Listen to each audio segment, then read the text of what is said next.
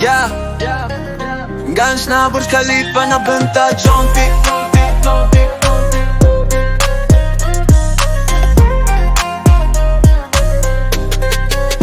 Nga deyo baklain kamjonga kamdey ba arsap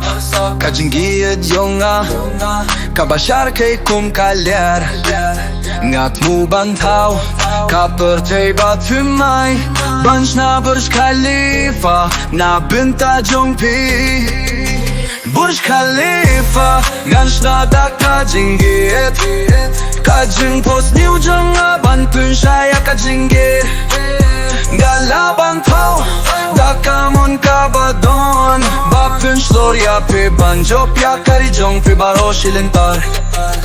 Kajingi akun Kalong kabashar ke Ngade ulawe Ubayeng hakanong grim jong kapirte Tümay Fikwa Burj Khalifa Gansh na nabunta jong pi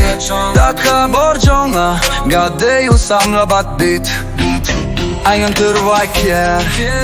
Kakana bashay Kajing mu jonga Bantun long ya pi Brio baklain tam Fidei jonga Nga de jong pi Kajing pos niyo jong pi Kadei baro jonga Burj Khalifa Gansh na na jinggit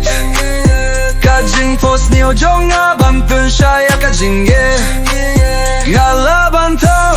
Dakamon kabadon Bapun shloria pe banjo Pya kari jong pe baro shilinter Dakamon jonga Pilaban yung cleansing do kuslay